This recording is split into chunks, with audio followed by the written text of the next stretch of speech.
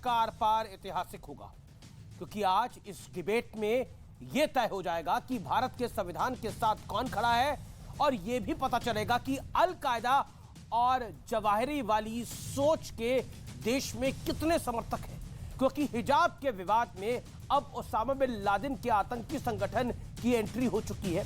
इस संगठन का सरगना अल जवाहिरी कह रहा है कि हिजाब के विवाद में अल्लाहू अकबर का नारा लगाने वाली बहन ने मेरा दिल जीत लिया। वो कर्नाटक हाई कोर्ट के फैसले पर भी सवाल उठा रहा है। अपने 9 मिनट के वीडियो में जवाहिरी ने भारत के खिलाफ जमकर जहर उगला है। लेकिन आज अलकायदा का चरित्र समझना भी बेहद आवश्यक है। अलकायदा मतलब 9/11 में 3000 से ज्यादा लोगों का हत्यारा। अलकायदा मतलब हजारों बेगुनाहों का बेरहमी से कत्ल। अलकायदा मतलब लाखों युवाओं को आतंक के रास्ते पर धकेलने वाला आतंकी संगठन। अलकायदा मतलब हजारों महिलाओं को सेक्स स्लेव बनाने वाला आतंकी संगठन।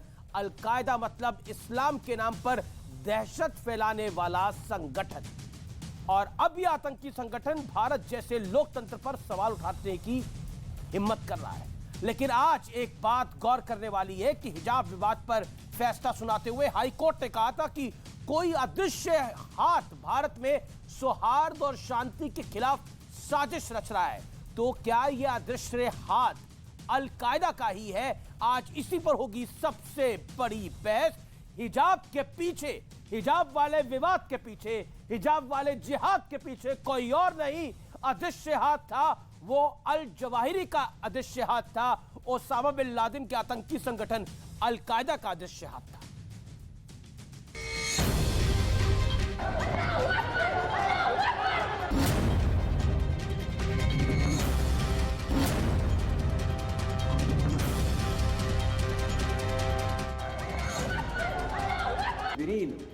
फिल क़ुद्सी फी कश्मीर कुल्लुल मुअमिनीन फन्हदत الأصنام فوق الراكعين وانهارت الأحجار فوق العابدين وتصدعت لما رأتني لا ألين أوشك كبري للفاتحين। ये आतंकी संगठन अल कायदा का सरगना अल जवाहिरी है, जो हिजाब के नाम पर भारत में कट्टर सोच भरने की चाल चल रहा है।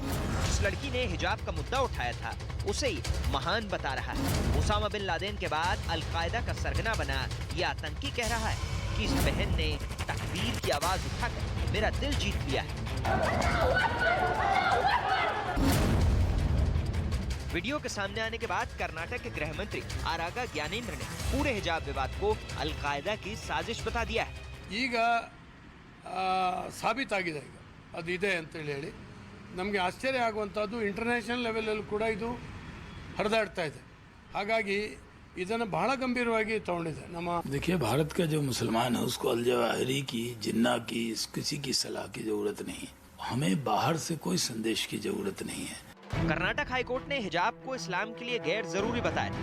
ऐसे में सवाल है कि क्या हिजाब के बहाने नए किस्म का जिहाद छेड़ा जा रहा है? भारत में कट्टरता फैलाने की आतंकी साजिश रची जा रही है। इसी बड़े खुलासे पर आज होगा आर पार हिजाब जिहाद। और अब आर पार के सुप्रसिद्ध विश्लेषण का वक्त है। मैं एक समानता का विश्लेषण करने जा रहा हूं। यह विश्लेषण देखिए और जरूर समझिए कि आखिर अल जवाहिरी जैसे आतंकी की हिम्मत कैसे हो जाती है वो भारत के मामलों में कुछ कहने की। लेकिन फसाद की धमकी और अलकायदा के चरित्र का विश्लेषण सुनिए। रुबीना खान समाजवादी पार्टी की नेता, हमारे पर्दे पर हाथ डाला तो हाथ काट देंगे। अल जवाहिरी भारत में मुस्लिमों का दमन हो रहा है, यह कह रहा है अलकायदा का आतंकी जो ओसामा बिन लादेन के बाद अब संगठन का सरगना है। मुकर्रम खान कांग्रेस पार्टी के नेता, कर्नाटक के नेता हैं ये। हिजाब का विरोध करने वालों को टुकड़ों में काट दिया जाएगा। भारतीय अदालत का फैसला गलत है, अल जवाहिरी कह रहा है। यानी यहां के जो नेतागण हैं वो तो अल जवाहिरी से भी आगे बढ़े हुए हैं। असाउद्दीन ओवैसी, मैं मुस्कान के माता पिता को तारीफ पेश करता हूं। मुस्कान ने दिल जीत लिया हमारा। अल जवाहिरी यानी कुल मिलाकर अल जवाहिरी जो कह रहा है हमारे नेतागण उससे ज्यादा कह रहे हैं। और मेरे साथ बात करने के लिए प्रेम शुक्ला, भारतीय जनता पार्टी के नेता प्रवक्ता, इस समय जुड़ रहे हैं। मेरे साथ रिजवान अहमद इस चर्चा के अंदर है, जाने माने मुस्लिम चिंतक है और वकील भी है, पेशे से लॉयर भी हैं। सलमान निजामी, नेता कांग्रेस के, तस्लीम नमानी अध्यक्ष MPCI के, शोएब जुमई जाने माने मुस्लिम चिंतक हैं, उनका भी अभिनंदन है। लेकिन आज जानना समझना यह बहुत जरूरी है। देखिए, दो लाइन पैरेलल ड्रॉ होती है। पहली लाइन पैरेलल ड्रॉ ये होती है कि जो चीज 31 दिसंबर तक जिस पे कोई इशू नहीं था, अचानक 2 जनवरी में उसमें इशू क्रिएट हो जाता है।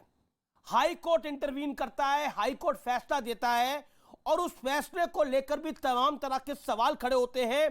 बकायदा जजों को धमकी मिलती है और मुस्कान नाम की लड़की जो अल्लाह अकबर का नारा लगाती है, उसकी तारीफ वो दिल जीत रही है अलकायदा के चीफ का भी, और वो दिल जीत रही है असदुद्दीन ओवैसी का भी, और वो दिल जीत रही है इस देश के कुछ मुल्ला मौलानाओं की भी।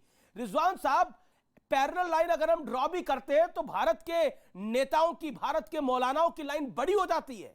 इतना तो अल जवाहिरी नहीं कह रहा। जी हाँ, जय हिंद, वंदे मातरम। देखिए, जहां तक मुस्कान की बात है, अमीज भाई, जिसको बहुत शेरनी शेरनी शेरनी कह के बुलाया गया, इस शेरनी, ये शेरनी, यही मौलाना, यही जाहिल आजम ओवैसी 2 मिनट में इसको चुड़ैल बना देंगे, इसको जनसंघ का दलाल बना देंगे। बस इस शेरनी के मुंह से इतना कहलवा दो कि तल्लाक के बिद्दत जो देश में खत्म हुई वो सही हुई। बस इतना कहलवा दो कि मुसलमान औरतों के शौहर को एक से ज्यादा शादी करने का हक नहीं होना चाहिए। ये जितने भी नेता हैं जो इसे शेरनी कह रहे हैं, चुड़ैल कह के इसको बुलाएंगे, जनसंघ का दलाल कह के इसे बुलाएंगे, बहुत सी ऐसी ऐसी बातें कह के बुलाएंगे जो मैं नेशनल टीवी पे नहीं बोल सकता। तो ये तो हकीकत है शेरनी की। शेरनी की जब तक औकात है और जब तक उसकी हैसियत है जी, जब तक वो मौलानाओं के द्वारा बनाई गई शरिया के छतरी के नीचे है, जिस दिन आवाज उठाई उस दिन वो शेरनी चुड़ैल हो जाएगी। पहली बात। दूसरी बात, अभी पहले बता दूं, शुक्रिया कि आप मेरे पास पहले आ गए। अभी बहुत से पैनलिस्ट आपसे ये कहेंगे कि नहीं, ये भारत का मामला है, जवारी का क्या मतलब, पाकिस्तान का क्या मतलब, ये हमारे घर का मैटर है, ये कहेंगे। पहले बता रहा हूं, पहले ये लोग रायता बिखरा के, ड्रामा करके, सीना पीट के, मातम करके, विक्टिम कार्ड प्ले करके, इस्लाम को बीच में लाके, शरीयत को बीच में लाके पूरी दुनिया में ढंडोरा पीटते हैं, डुगडुगी बजाते हैं। और इनको ये बात पता होती है कि बाहर से कोई ना कोई बोलेगा जरूर, और इनको यह भी पता होती है जब बोलेगा तो हम कहेंगे नहीं नहीं नहीं नहीं नहीं, ये तो भारत का मैटर है। तो अमीश देवगन कहेंगे भाई बड़ी अच्छी बात है, देखो ये लोग देश की बात देश तक रखना चाहते हैं। ये सारा एक नेक्सस है, तेरा मेरा रिश्ता किया, ला इलाहा इल्लल्लाह का, और इस नेक्सस का कोई बॉर्डर नहीं होता। अभी देश की बड़ी बातें होंगी, मैं बता रहा हूं, वो सब बेईमानी है। ओसामा बिन लादेन भी इनका हीरो रहा है जी। मैं जानता हूं ओसामा बिन लादेन के कितने दीवाने हुआ करते थे। जाकिर नायक भी इनका हीरो रहा है। देश के अंदर व्यूअर्स को शायद ये भूल गया होगा, करने के इस लिए देश के अंदर एक political party Osama bin Laden का रेप्लिका लेकर चुनावों में घूमती थी, चुनावों में घूमती थी बिहार के एक पॉलिटिकल पार्टी, एक political party Osama bin Laden का रेप्लिका लेकर, जिसका गठबंधन उसके बाद कांग्रेस के साथ हुआ और अभी भी है गठबंधन, वो ओसामा बिन लादेन का रेप्लिका लेकर बिहार के चुनावों में घूमती थी। देखिए, और बड़ी भीड़ लगती थी, मजमा लगता था वहां पर, और उस ओसामा बिन लादेन का आतंकी संगठन आज भारत को बता रहा है कि भारत में मुसलमान जो है वो तकलीफ में है, और ये जो लड़की है वो शेरनी है। और इस लड़की को शेरनी तो सलमान निजामी भी बता रहे थे, इस लड़की को शेरनी तो बड़े बड़े दानिश्वर व्यक्ति लोग बता रहे थे। लेकिन एक बात बताइए सलमान निजामी, मैं आपसे 40 सेकंड में यह बात जानना चाहता हूं, मैं आऊंगा आपके पास, रिजवान और प्रेम शुक्ला आपके पास भी आऊंगा, लेकिन सलमान निजामी मैं आपसे जानना चाहता हूं, अलकायदा का हिजाब मामले में समर्थन देने का मायने क्या है? क्योंकि कांग्रेस पार्टी के नेता मुकर्रम खान ने यह बोला था कि हिजाब का विरोध करने वालों को कि उनको टुकड़ों में काट दिया जाएगा। और अल जवाहिरी कह रहा है कि भारत में मुसलमानों का दमन हो रहा है।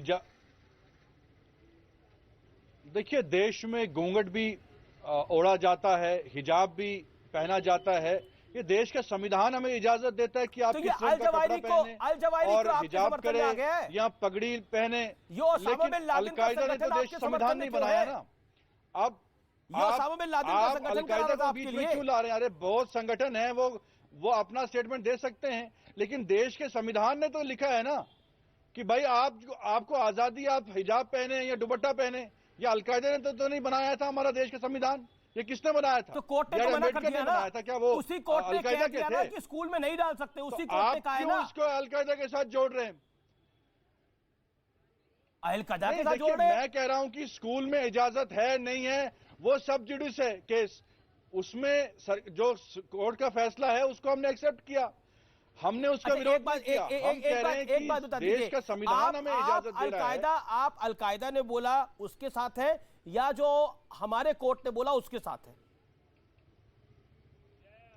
अलकायदा क्या बोला? मैं तो अलकायदा को क्या करना है हमें? हमारा देश का संविधान क्या बोलता है? तो कोर्ट के साथ है ना। तो आप मान रहे हैं कि हिजाब का मामला गलत था जो कोर्ट कह रहा है? हम कोर्ट के साथ है। मैं कह रहा हूं कि कोर्ट का फैसला जो है, अभी सुप्रीम कोर्ट में केस चल रहा है, अभी आप किसके साथ फैसला होगा? अभी जो फैसला हुआ है वो जो कोर्ट के अंदर, देखिए मेरे साथ वकील भी बैठे हुए हैं, मैं उनके पास भी जा सकता हूं इस पर राय लेने के लिए। एक सेकंड, थोड़ी देर के लिए आप बड़े इस्लाम के जानकार हैं रिजवान अहमद, उसकी टोपी उतारिए और वो टोपी डालिए जो इंपॉर्टेंट है।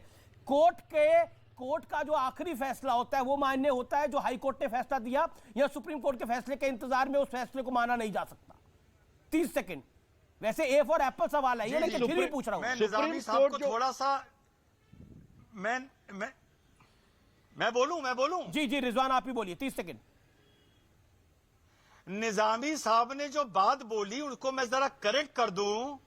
उन्होंने कहा हिजाब का मैटर सब ज्यूडिस है। नहीं निजामी साहब, आप गलत हैं।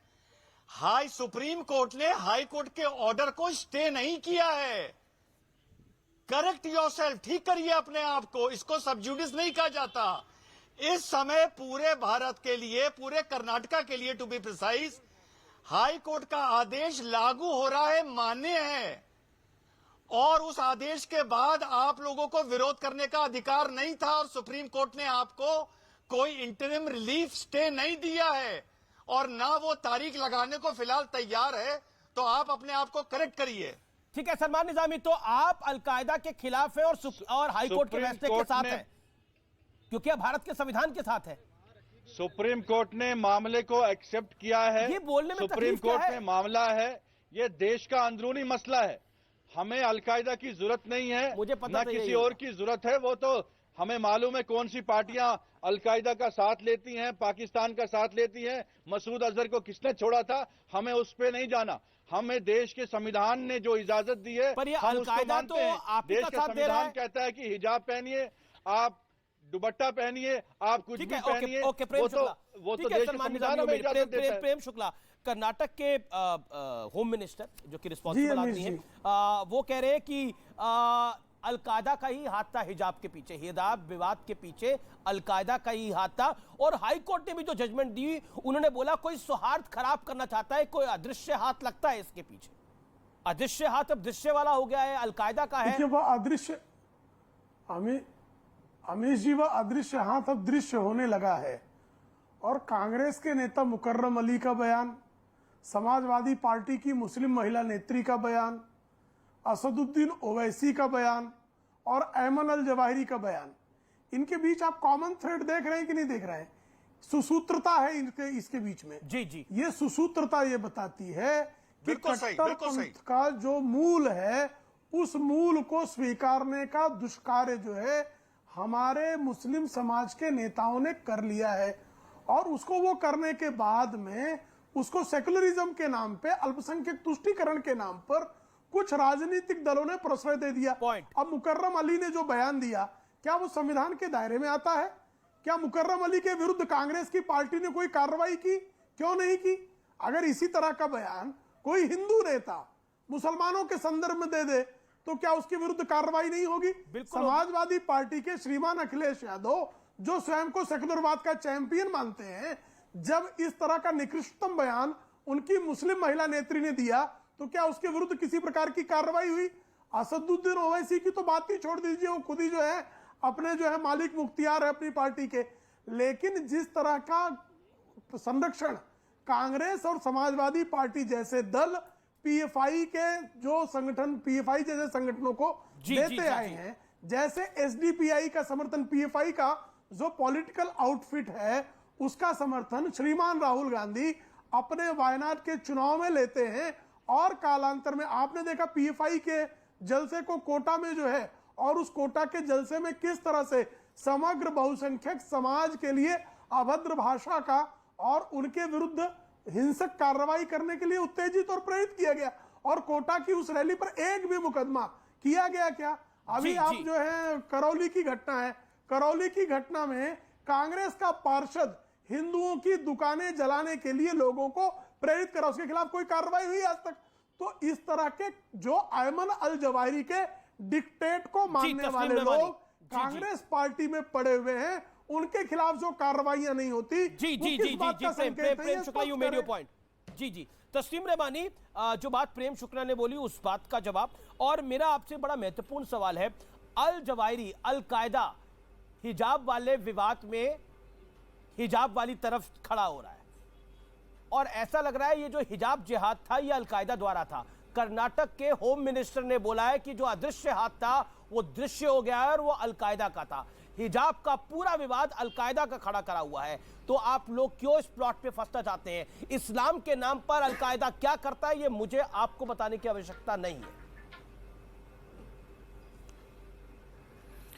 देखिए, आप का जो ये स्टेटमेंट है अमीश जी, ये हमारे होम मिनिस्टर उस वक्त के राजनाथ सिंह जी थे, अभी वो डिफेंस मिनिस्टर हैं, उनके बयान के कॉन्ट्राडिक्ट कर रहा है। उन्होंने कहा था कि अलकायदा या आईएसआईएस का कोई रोल इंडिया में नहीं है, थैंकफुली। ये राजनाथ सिंह जी ने कहा था, मैं नहीं कह रहा हूँ, पार्लियामेंट में कहा था, बाहर नहीं कहा था कहीं।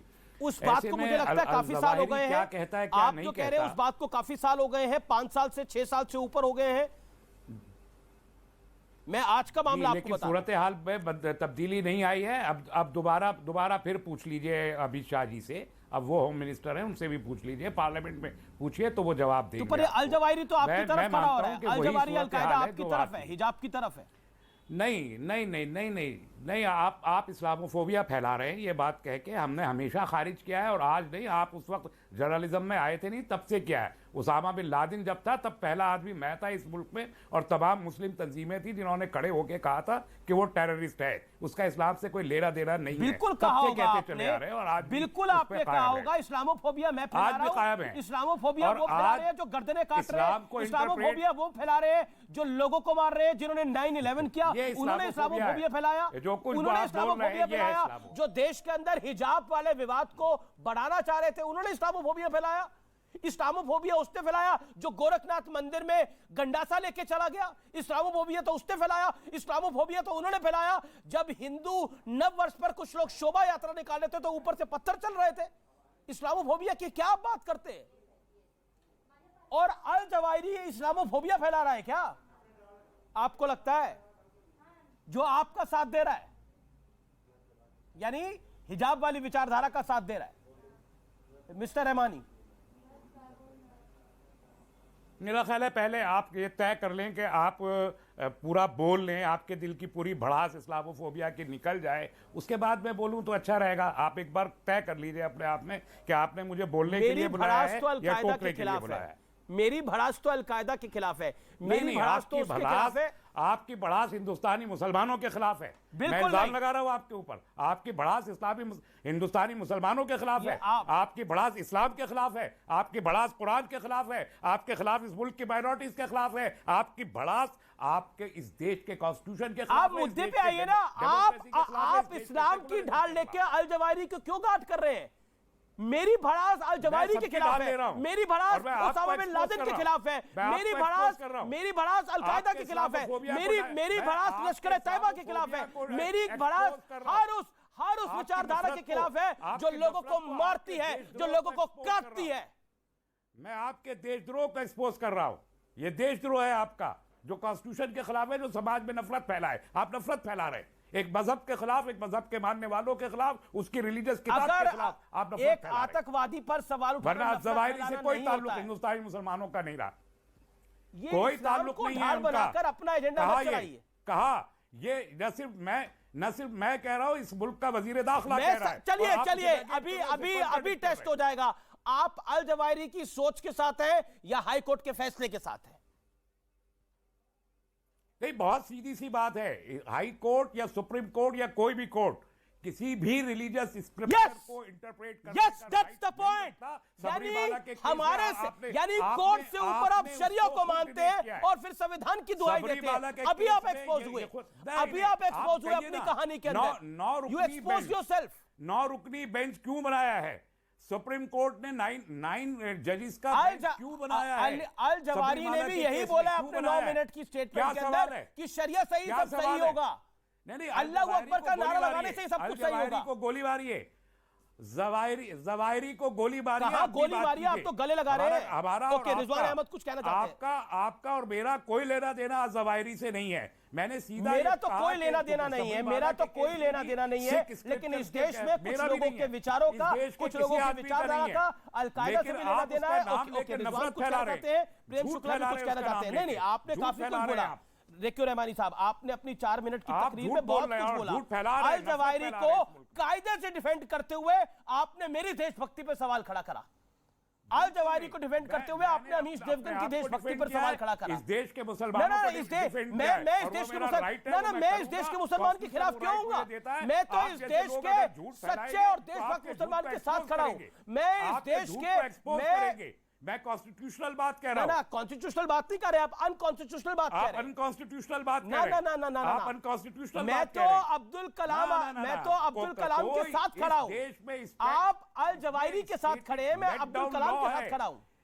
कोई भी इस्लाम हो या हिंदू हो या सिख हो। ओके, रिजवान अहमद, ठीक है, आपने लेकिन सभ्य भाषा का इस्तेमाल हो, मैं बार बार निवेदन करता हूं। ओके, ठीक है सर, आपने you made your point. Amish भाई, okay, mister Rizwan for 50 second. Mister Rizwan.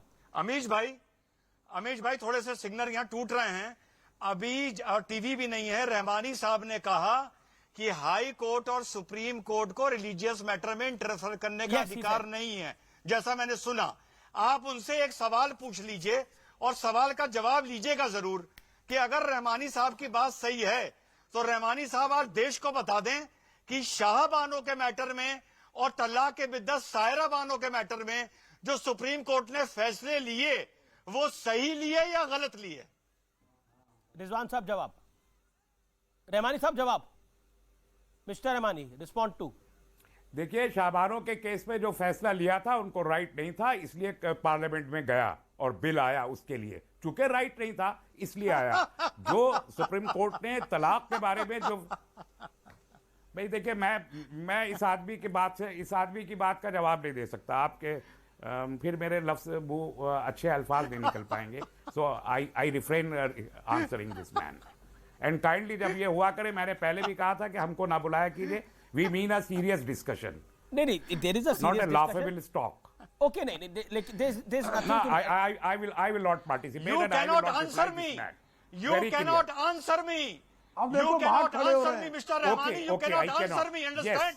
Yes. You cannot answer me. I cannot. Because you are lying. It's a fact. You are lying. It's a fact. You cannot answer me. That is why you cannot answer me. And I will not.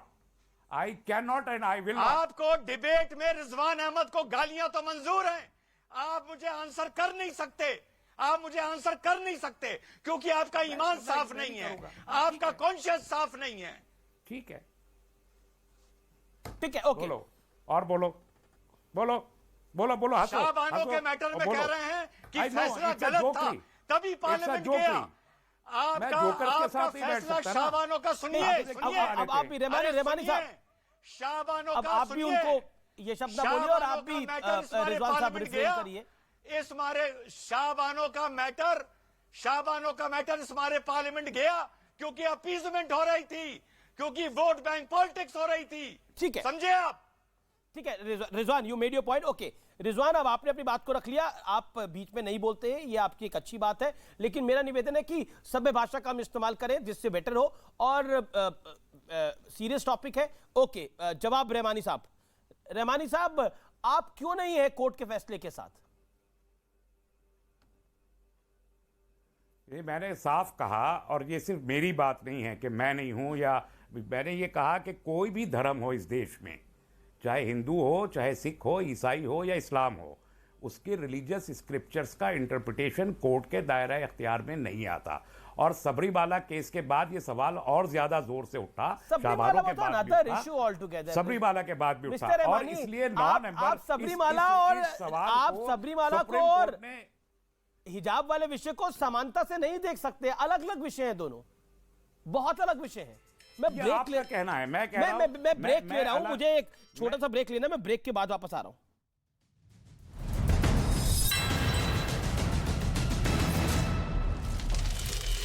की वायुसेना के बेड़े में शामिल है।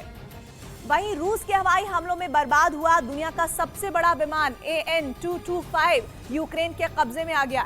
AN-225 को मृया भी कहते हैं, जिसका मतलब सपना होता है, और यूक्रेन ने उसी सपने पर फिर से कब्जा कर लिया। वो अलग बात है कि खूबसूरत मृया अब कबाड़ में तब्दील हो चुका है, जो कुछ दिन पहले तक कीव के पास बने होस्टोमल एयरबेस पर बर्फबारी के बीच लावारिस पड़ा हुआ था, जिसके ज्यादातर पुर्जे हवा से गिरी मिसाइलों में जल चुके थे, जिसकी वजह से इस चमचमाते मृया का आधे से ज्यादा हिस्सा काला हो चुका है। कुछ हिस्से जिस पर सफेद और नीला रंग नजर भी आया, वो किसी काम के नहीं बचे। हाँ, उन्हें देखकर ये जरूर पहचान हो गई कि यूक्रेन का वही सपना है जो 24 फरवरी को जंग की बलि चढ़ गया था। हालांकि यूक्रेन की कंपनी एंटोनोव ने दावा किया कि इस विमान को फिर से बना लेगी, लेकिन इसमें 200 करोड़ रुपए से ज्यादा रकम और 5 साल से ज्यादा का वक्त लगेगा। AN-225 दुनिया का सबसे बड़ा कार्गो विमान है, जिसे दुनिया का संकट मोचक भी कहते हैं, लेकिन जंग में उसकी जो दुर्दशा हुई वो किसी को भी परेशान करती है। यूक्रेन के कब्जे के बाद विमान को देखने पहुंचे उसके पायलट की भी यही हालत नजर आई। जिस विमान में बैठकर वो कभी हवा से बातें करते थे, उसके पुर्जों को यहाँ वहाँ पड़ा देखकर वो अपनी भावनाओं पर काबू नहीं रख पाया। Футляра можно будет взять отдельные части для создания второго. विमान के पायलट ने उसके हर हिस्से को ध्यान से देखा। कहा जा रहा है कि एंटोनोव अपने इस विमान की मरम्मत करवाने की तैयारी कर रही है। इस बीच यूक्रेन के राष्ट्रपति वोलोदिमीर ज़ेलेंस्की युद्ध शुरू होने के बाद पहली बार खुलकर सामने आए। उन्होंने बेहद कड़े सुरक्षा घेरे में राजधानी कीव और उसके आसपास बने 3 शहरों का दौरा किया। और इस दौरान ज़ेलेंस्की तब सबसे ज्यादा भावुक हो गए जब वो बुचा पहुंचे। इस शहर की खौफनाक तस्वीरों को देखकर ज़ेलेंस्की की आंखें नम हो गई। उन्होंने रूसी हमले से तबाह हुए शहर की सड़कों को देखा, जहां मलबे के सिवा कुछ और नहीं बचा था। छोटी गाड़ियां तो दूर, बड़े बड़े टैंक भी इन हमलों में जलकर राख हो चुके थे। कोई भी इमारत वहां रहने लायक नहीं बची थी। इसके बाद ज़ेलेंस्की अपने सुरक्षा कर्मियों के साथ एक दूसरे इलाके में पहुंचे, जहां सड़क पर बना एक बड़ा पुल टूटा हुआ दिखाई दिया। उसके नीचे कुछ गाड़ियां नजर आईं, जिनके परखचे उड़ चुके थे। लेकिन भीख मांगती है मुसलमानों के नाम पर चुनाव के दौरान कि हिजाब के नाम पर वोट दे दे बाबा, हलाल के नाम पर वोट दे दे बाबा, नमाज अजान के नाम पर वोट दे दे बाबा। इन सब भिखारी पार्टियों को मुसलमानों ने दे दिया भीख। ये सब जीत गए, सत्ता में बैठे हैं। लेकिन अब हम कह रहे हैं भैया रमज़ान अब हो गया है, हमने दूसरे लोगों को फितरा जकात देना, हमारी जान बख्श दो। जब आपने कहा कि PFI का हाथ हो सकता है, मैंने कहा हो सकता है, वो एक पॉलिटिकल पार्टी है SDPI। आपने कहा कि भाई वहाँ पे क्या बोलते हैं बीजेपी के स्टूडेंट विंग के लोग खड़े थे जो पटका लगा के आए थे, मैंने कहा वो भी एक अलग हाथ हो सकता है।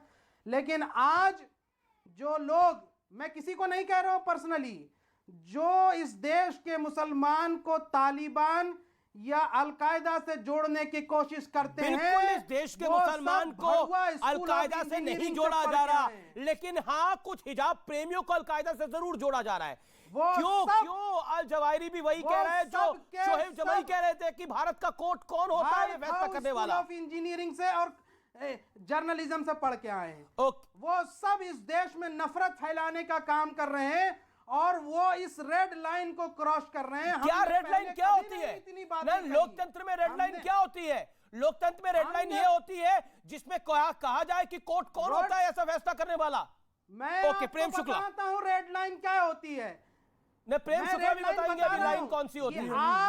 आप एक नॉन इंडियन एंटिटी को इस देश के मुसलमानों से जोड़ के पोलराइज ये देश का मुसलमान अलकायदा के साथ नहीं है, ये कुछ मुल्ला मौलानाओं की सोच अलकायदा के साथ है, उसे एक्सपोज करने की जरूरत है। इस देश का मुसलमान नहीं है अलकायदा के साथ, इस देश के कुछ मुल्ला मौलाना कुछ बुद्धिजीवी हैं अलकायदा वाली सोच के। 47 राइफल जिसके पास बरामद हुआ यूपी के जी जवाब सुन लेते हैं ना। ओके, प्रेम शुक्ला का जवाब मुझे अब आपने बोला ना, देखो okay you made your point सवाल पूछिए। और गाजीपुर के गमहर में एक सेकंड पेशाब करने वाले ये भगवाधारी गुंडे जिन्होंने इमाम साहब को मारा, मस्जिद में हुड़दंग की, वो जवाहिरी से इंस्ट्रक्शन लेके आए थे क्या? मैं आपसे पूछ रहा हूं कि आपके वाक्य और जवाहिरी के वाक्यों में सिमिलैरिटी क्यों है? अल जवाहिरी भी वही कह रहे हैं जो आप कह रहे हैं। क्या फोन पे बात हुई थी क्या? आज ये व्हाट्सएप आया था। जितने भुने हुए बैगन हैं सबको, आज जितने भुने हुए बैगन हैं सबको एक्सपोज करने का दिन है कि ये इनका नैरेटिव है मुसलमानों के खिलाफ नफरत का। एक सेकेंड सेलेक्टिव अप्रोच का। गमहर भूल जाते हैं, शामली भूल जाते हैं, इन सब मुसलमान की बात आ गई इसके अंदर। मतलब अलकायदा अल जवाहिरी से अब थीदा शामली और मुसलमान पर आ गए। इस्लाम का सहारा लेके कब तक अपनी गाड़ी को चलाओगे? यहाँ डिबेट में बोलते हैं कि मुस्कान की बात यहां से जवाहिरी से हुई, जो लड़की मैं आपकी बात कह रहा हूं, आपकी बात क्या जवाहिरी से हुई क्या? क्योंकि आपके विचार और जवाहिरी के विचार मिल रहे हैं, आपकी और जवाहिरी की जुबान मिल रही है। मुस्कान का जिक्र तो मैंने नहीं किया, मुस्कान का जिक्र तो जवाहिरी ने किया। एक सेकेंड, अब प्रेम शुक्ला का जवाब ले लेते हैं। अब हो गया 3 मिनट का आपका लेक्चर। प्रेम शुक्ला जी, नंबर बन गए, आपके नंबर बन गए जहां बनाने थे। अब शांत रहिए, अब शांत रहिए। प्रेम शुक्ला में चिल्ला रहे हैं फोकट में। प्रेम शुक्ला जरा इनको शांत कराइए। देखिए इस देश में बम कांड करने वाली जमातों की कमी नहीं है, इस देश में बम कांड करने वालों के समर्थकों की कमी नहीं है। इस देश में मुंबई का बम कांड हुआ, शिवड़ी का बम कांड हुआ, ट्रेन का बम कांड हुआ, हाईकोर्ट बम कांड हुआ, संकट मोचन का बम कांड हुआ। और इस देश में कांग्रेस की सरकार के कार्यकाल में कहा गया कि एक अल कायदा का अपने आप में मॉड्यूल है और अल कायदा की अपनी उनका जो अपना रणनीति है, उस रणनीति के तहत अल कायदा के लोग जो हैं पहले संवैधानिक संस्थानों को नकारेंगे। वो कह देंगे सुप्रीम कोर्ट की हैसियत नहीं, हाई कोर्ट की हैसियत नहीं, जांच एजेंसियों की हैसियत नहीं, सरकार की हैसियत नहीं, और हम अपना मजहब जो है अपने हिसाब से चलाएंगे। तो ये अल कायदा के संदर्भ में 2004 में कांग्रेस सरकार के कार्यकाल में अल कायदा का जो काम करने का तरीका था, ये बाकायदा जो है पेश किया गया था। और अल कायदा का पहला आतंकवादी कांग्रेस की सरकार ने, सैयद अफरोज नाम का आतंकवादी, मुंबई में जब एमएन सिंह पुलिस कमिश्नर थे उस कार्यकाल में गिरफ्तार किया गया था। वो कन्विक्ट भी हुआ और उस अल कायदा के आतंकवादी को उन्हीं दिनों 2002 के पार्षदों के चुनाव में, महानगर पालिका के चुनाव में आरजेडी ने, लालू प्रसाद यादव की पार्टी ने वो पार्षद का प्रत्याशी भी बनाया था। तो अल कायदा के संदर्भ में जो बार बार लोग कह रहे हैं कि अल कायदा का फुटप्रिंट नहीं है, तो साहब अल कायदा का फुटप्रिंट नहीं था तो क्या कांग्रेस की विलास राव देशमुख की सरकार वो झूठा केस बना रही थी और उसको क्या जो कोर्ट है वो गलत केस बना रहा था? तो मुझे लगता है कि अल-कायदा के समर्थन में एक जमात जो है खड़ी हो जाती है, तालियां बजाती है, कवच बनने का प्रयास करती है और उसको मुस्लिम समाज से जोड़ने का भी उनका षड्यंत्र होता है कि सारे मुसलमानों को बदनाम कर लो।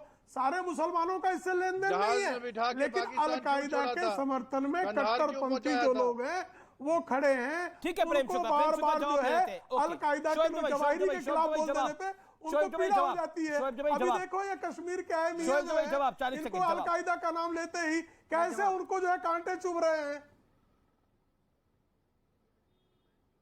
शोएब, आप अल जवाहिरी के बयान के साथ है या हाई कोर्ट के निर्णय के साथ है? किसके साथ है?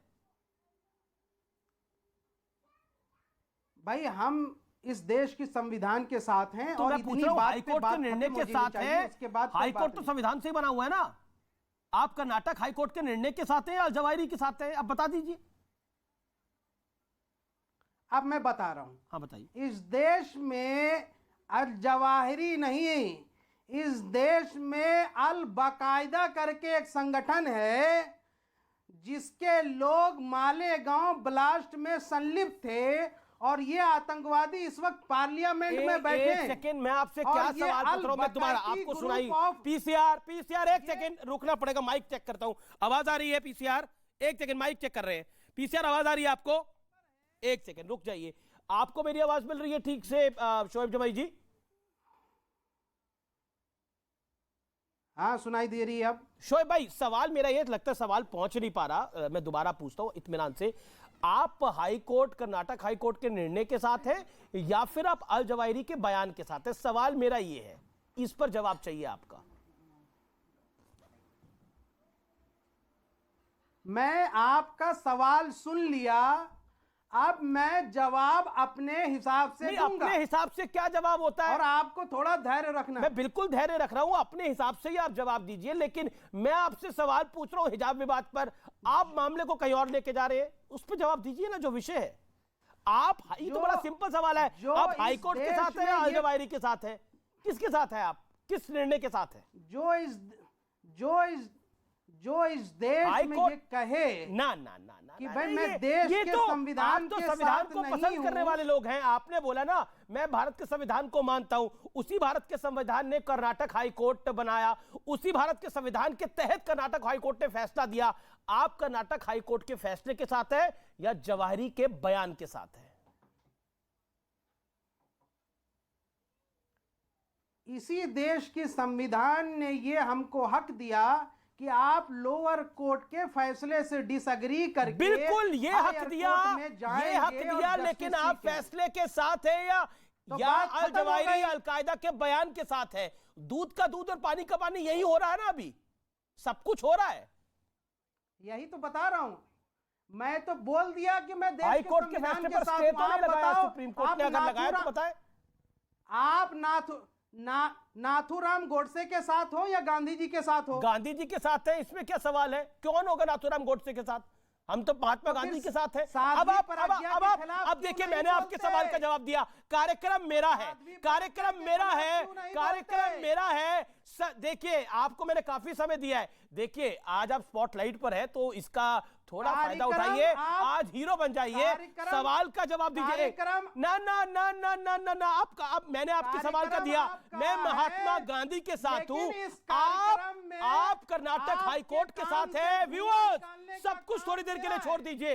ये यहां पर सबसे बड़ा सवाल है, आप कर्नाटक हाई कोर्ट के फैसले के साथ हैं जनाबे आली, या आप अल जवाहिरी के बयान के साथ है, अलकायदा के बयान के साथ है?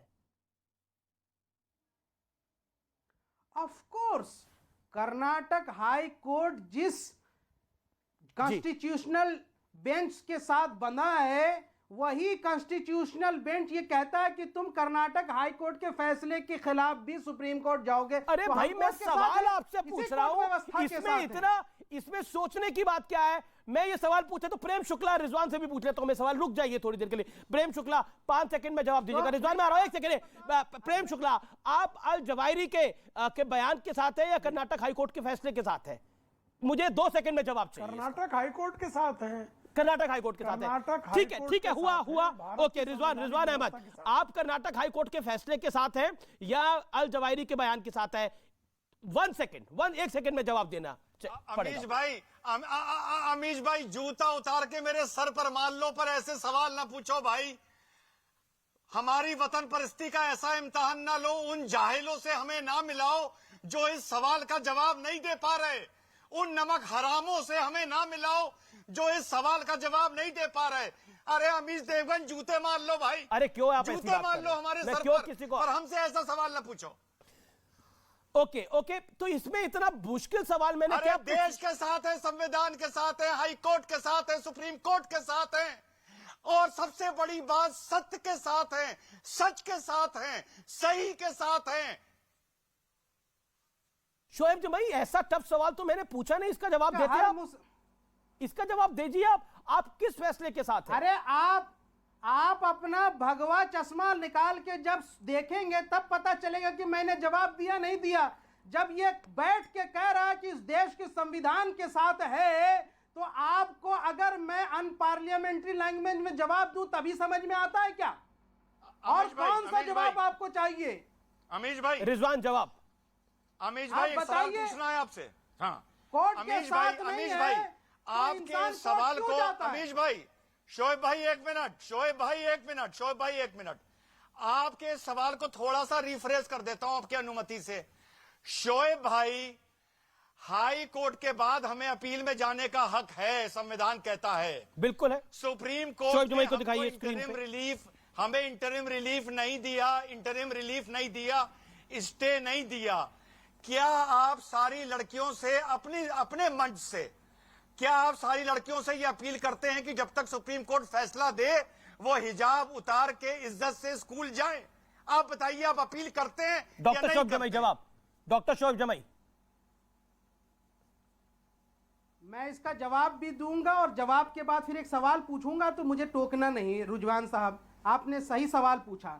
मैंने बहुत पहले ही ये बात कही थी कि जब आप लड़कियां हाई कोर्ट गई हैं अपना जस्टिस सीख करने के लिए, तो फिर अब हाई कोर्ट ने इस बात को रोक दिया, और फिर आप जब सुप्रीम कोर्ट गई हैं वहां इंतरिम रिलीफ नहीं मिला है, तो आपके लिए वाजिब है कि आप इस बात को मानना है, और अनटिल अनलेस इस पर कोई फैसला नहीं आ जाता, आप इस नोटिफिकेशन के पालन करने के लिए आप बाध्य हैं। ये मैंने क्लियरली कहा। अब एक सवाल जरूर पूछ लेता हूं। भाई, हमारा डील यही हुआ था, हमारा डील यही हुआ था। ठीक है जी, अब मैं सवाल एक पूछ लेता हूं रिजवान साहब, एक सवाल, सिर्फ एक सवाल, कि आप ये आज बता दीजिए देश के सामने कि जो कर्नाटक में हलाल और मीट, नवरात्र में मुसलमानों की दुकान बंद करा दो, गाजीपुर के गम्हर में मस्जिद में घुस के इमाम को मार दिया और पेशाब कर दिया यहां से पूजा विसर्जन के नाम पर, इन सब के बारे में इस देश में डिबेट हो करके कब इन लोगों को लताड़ लगाया जाए और कब इनकी पतलून खोल करके डंडे बरसाए जाएं ताकि ये कुर्सी में बैठ के रिजवान जवाब, ये बताइए आप। रिजवान जवाब। जी, हाँ, लीजिए, अब आप मेरा जवाब ले लीजिए। सुनिए, कर्नाटका में जो हलाल मीट के खिलाफ आंदोलन या आवाज उठनी शुरू हुई है वो गलत है।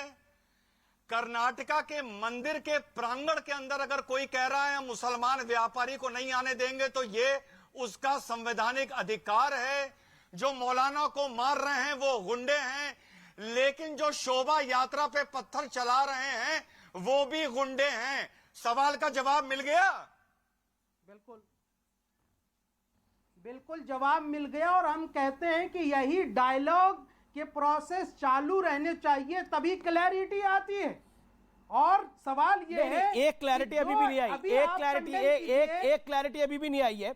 आप रिजवान साहब को काफी क्लैरिटी दे रहे हैं, रिजवान साहब आपको देंगे क्लैरिटी, वो आपका अपना मसले है, लेकिन एक मुझे बताइए, एक क्लैरिटी तो दे दीजिए, आप कर्नाटक हाई कोर्ट के फैसले के साथ हैं, इसको मैं पूरी पक्की हाँ मानूं? Yes, you are with the decision? हमने 4 बार ये सवाल कर दिया और 4 बार ये गम्हर और गाजीपुर और सबका जिक्र कर दिया। भाई गम्हर गाजीपुर, एक बार भी अमीश देवगन तो आपसे 5 बारी सवाल पूछ रहा है कि आप अल जवाहिरी की उस स्टेटमेंट के साथ हैं जिस स्टेटमेंट पे वो कहता है कि कोर्ट को अधिकार नहीं है, या आप हाई कोर्ट के फैसले के साथ हैं? जो सवाल डॉक्टर रिजवान ने पूछा, उस देश ने देखा कि शोएब जमाई ने फौरन कहा, अरे आप बताइए ना क्या है? नहीं, आपने नहीं कहा, आपने नहीं जवाब दिया कि आप हाई कोर्ट के फैसले के साथ है कि नहीं है। मैं क्लैरिटी से पूछ रहा हूं, अगर मुझे क्लैरिटी नहीं है तो क्लैरिटी दे दीजिए आप। अगर अगले 10 सेकंड में आपने इन भगवाधारी गुंडों की कंडेम नहीं की, ये क्या तो मैं ये क्या आप कर रहे हैं? आप तो क्लैरिटी के साथ जवाब देने के लिए जाने जाते हैं ना, तो क्लैरिटी के साथ जवाब दीजिए। मैं आपको बताता हूँ ना, मैं आपको बताता हूँ आपको दिक्कत क्या है जवाब देने में। देखिए, यहाँ सेलेक्टिव अप्रोच को कोई सेलेक्टिव अप्रोच नहीं है। मेरी अप्रोच बिल्कुल ठीक है, मेरी अप्रोच बिल्कुल सही है, मेरी अप्रोच सही है, मेरे सवाल भी सही है, मेरा सवाल भी सही है, मेरी अप्रोच भी सही है। देखिए, सोच आपकी अप्रोच रेडिकलाइज्ड है। देखिए इस तरह के अनर्गल बातें, इस तरह के कमजोर आरोप, देखिए ये इससे कोई लाभ नहीं है, इसका कोई लाभ नहीं है। देखिए एक सेकंड, भगवा जो है वो इसने एक सेकंड कोई गलत अगर करता है तो उस पर कार्रवाई होती है। अगर नरसिंहानंद ने गलत किया तो उस पर कार्रवाई की वकालत भी होती है। एक सेकंड, फर्क क्या है मैं आपको बताता हूं। फर्क क्या है? फर्क साफ है।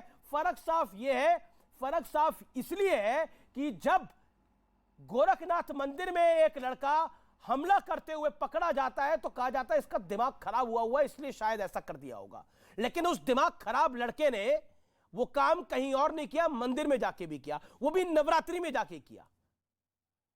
सोच वहां खराब होती है। सोच कहां खराब होती है मैं आपको बताता हूं। जब कोर्ट फैसला देता है और शोहेब जमाई मेरे ही चैनल पर आके कहता है कोर्ट कौन होता है इस्लाम में दखल देने वाला, सोच वहां खराब होती है। समझ आइए आपको सोच कम में फर्क क्या है। इसलिए कहा जाता है फर्क साफ है, और वो दिखा पिछले 15 मिनट के कार्यक्रम के अंदर, वो व्यूअर्स को भी दिखा।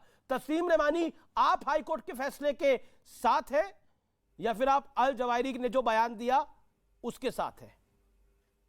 मिस्टर रहमानी। नहीं, मैंने अपनी पोजीशन वाजे कर दी बहुत पहले ही, बिल्कुल शुरू में वाजे कर दिया था कि कोई रिलीजियस स्क्रिप्चर्स को इंटरप्रेट करने का काम किसी भी रिलीजन की हो, वो किसी कोर्ट का नहीं है, वो रिलीजन के लोग ही करेंगे। वो चाहे हिजाब हो, वो चाहे सबरीमाला हो, वो चाहे सिखों की कृपा हो, कुछ भी हो। यही हमारे देश का कॉन्स्टिट्यूशन है। जवाहिरी ये नहीं कह रहा, जवाहिरी ये नहीं कह रहा। आप झूठ बोल रहे हैं ना, आप झूठ बोल रहे हैं, मिस इंटरप्रेट कर रहे हैं, आप मिस इंटरप्रेट कर रहे हैं अपनी सुटेबिलिटी के हिसाब से। कैसे करूं मैं मिस इंटरप्रेट कैसे कर रहा हूं? मैं भारत के रिलीजन्स के बारे में कह रहा हूं कि भारत के रिलीजन्स का एक आजादी है, ये यहाँ पर कोई भारत ये कह रहा हूं मैं, भारत के रिलीजन्स की तो बात है नहीं, ये संदर्भ भी नहीं है ना भारत के रिलीजन्स का, ये संदर्भ है हिजाब का। क्यों? इस्लाम भारत का रिलीजन बिल्कुल है, भारत का रिलीजन है, लेकिन भारत के सारे रिलीजन्स की बात ही नहीं है ना। इसमें सिखिज्म की बात नहीं है, इसमें हिंदुइज्म की बात नहीं है, इसमें हिजाब की बात है। आपको मालूम नहीं है ना, अब आप वाजे करिए ना बात।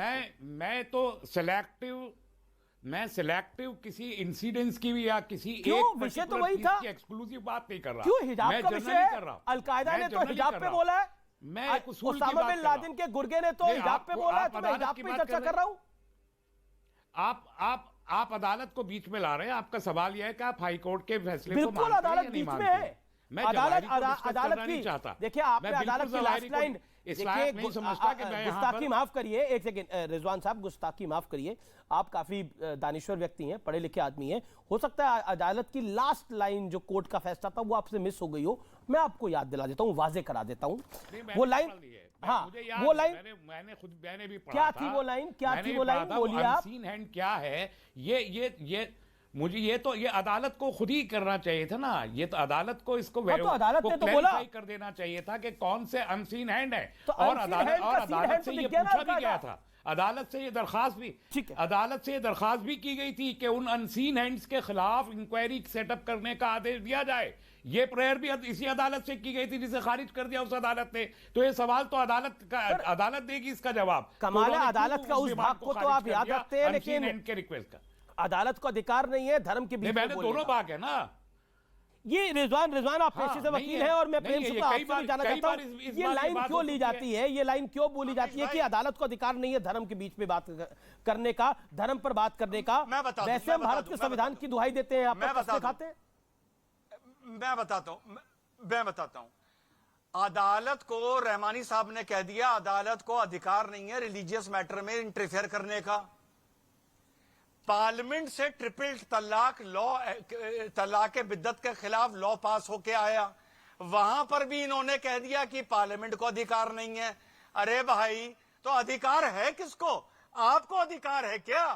कोर्ट को अधिकार नहीं है, पार्लियामेंट को अधिकार नहीं है, तो अपने शरिया का अलग कानून, अलग कोड बनाओगे क्या हिंदुस्तान में? आप अजीब बात करते हैं। जब चाहा कह दिया कोर्ट नहीं कर सकता, जब चाह कह दिया पार्लियामेंट नहीं कर सकता, तो करेंगे कौन? 10 जाहिल मौलाना बैठ के करेंगे क्या? हमारी औरतों का मुस्तकबिल लिखेंगे, इस्लाम का इंटरप्रिटेशन करेंगे। दूसरी बात, आप ही के डिबेट में शोएब भाई ने बोला था कि कोर्ट्स इंटरफियर नहीं कर सकते। Yes, he said. आज आप ही के डिबेट में शोएब भाई ने बहुत अच्छी बात बोली है, बहुत अच्छी बात बोली है कि जब हाई कोर्ट का डिसीजन आ गया तो लड़कियों को बिना हिजाब के जाना चाहिए। शोएब भाई से यह पूछिए कि सच्चा शोएब है कौन सा? वो वाला जो कह रहा था कि ये कोर्ट इंटरफेयर नहीं कर सकते, ठीक है, शोएब जमाई से जवाब ले लेता हूं। शोएब जमाई 30 सेकंड में जवाब, और फिर रहमानी साहब भी कुछ ऐड करना चाह रहे हैं और प्रेम शुक्ला भी ऐड करना चाह रहे हैं। शोएब जमाई जवाब, सच्चा शोएब कौन है? रिजवान पूछ रहे हैं, जो उस दिन कह रहा था या जो आज बोल? बहुत क्लियर इसका जवाब है अमीश देवगन, कि जब सुप्रीम कोर्ट तक बात नहीं पहुंची थी, जब सुप्रीम कोर्ट का अंतरिम रिलीफ पे कोई बात नहीं आई, तो हमें ये उम्मीद था कि हाई कोर्ट के फैसले के बाद सुप्रीम कोर्ट अपनी बात रखेगा, तो फिर हम अपना पक्ष रखेंगे।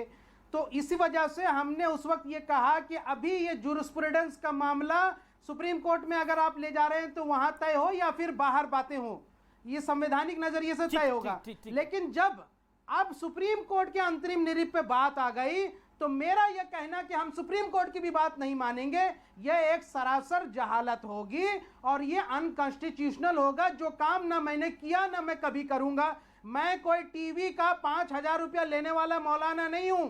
मैं IIT दिल्ली और यहां से PhD ग्रेजुएट करके पढ़ा लिखा मुस्लिम नौजवान हूं, और हमारे लिए इंस्पिरेशन इस देश का संविधान है। हम तर्कहीन बात नहीं करते हैं। दूसरी बात, कुछ चैनलों के यहाँ से अगर IIT मुंबई वाला का लड़का, IIT मुंबई वाला लड़का भी निकाल दिया जाए, जी निकाल दिया जाए, तो ये ठीक सब राजनीतिक भिखारी बन जाएंगे। इनके दुकानों पर रोजगार का मुद्दा नहीं चलता, देश के GDP का मुद्दा नहीं चलता, ठीक है, okay, you made your point, नहीं चलता। ओके, ये प्रेम शुक्ला शॉर्ट एंड बगैर इनकी दुकान, keep it short. Okay, you made your point. Prem Shukla, your turn. देखिए, पहले ही कर्नाटका हाईकोर्ट ने बहुत स्पष्ट कर दिया है कि हिजाब का इस्लाम के अंदरूनी धार्मिकता से कोई लेन देन नहीं है। yes. तो पहले तो ये धार्मिक मसला नहीं है। और कर्नाटका हाईकोर्ट के पास जो है, कर्नाटका हाईकोर्ट ने कोई सुयो मोटो तो केस लिया नहीं था। कर्नाटका हाईकोर्ट के पास मुस्कान नाम की जो मुस्लिम छात्रा है वो गई थी, और मुस्लिम छात्रा के उस पेटिशन पर कर्नाटक हाईकोर्ट ने यह आदेश दिया कि आपको विद्यालय परिसर, महाविद्यालय परिसर में जहां गणवेश निर्धारित है वहां गणवेश पहनकर जाना होगा। और इसको कृपा करके रिलीजन से ना जोड़ें। उसके बाद बार बार रिलीजन से जोड़ने का औचित्य क्या है? ठीक है, मिस्टर रहमानी एक लॉजिकल पॉइंट बोला जो कोर्ट के डिसीजन में था कि हिजाब is not essential part of Islam, इसलिए इसको धर्म से जोड़ना तो वाजह ही नहीं है, सही नहीं है। मैं इसी को बार बार कह रहा हूं, essentiality of a religious practice ये हाई कोर्ट या सुप्रीम कोर्ट तय नहीं करेंगे, और ये खुद सुप्रीम कोर्ट का अपना एक डिसीजन है, और इसको फर्दर क्लैरिफिकेशन के लिए एक लार्जर बेंच इसी सुप्रीम कोर्ट ने बनाया है। तो आप उसका इंतजार क्यों नहीं करते कि वो सवाल का जवाब दे दे, बजाय इसके कि जवाहिरी जैसे आदमी को आप यहाँ लाके इस्लामोफोबिया फैलाए, जिसे इस देश में कोई नहीं मानता, ना हिंदू ना मुसलमान, कोई नहीं मानता। आप इस्लामोफोबिया उसके नाम पे फैलाए। अच्छा ठीक है, अल जवाहिरी के नाम पर इस्लामोफोबिया मैं फैला रहा हूं, लेकिन उनका अल जवाहिरी का जो बयान है और आपका जो बयान है उस सिमिलैरिटी उसमें दिख रही है। वो भी कह रहा है इस्लाम का इंटरप्रिटेशन, इस्लाम के बारे में हिजाब के बारे में डिसीजन जो है वो हाई कोर्ट नहीं ले सकता। आप भी यही बात कह रहे हैं। अब बताइए मैं क्या करूंगा। फिलहाल इतना ही। नमस्कार, आप तमाम लोगों का बहुत बहुत शुक्रिया।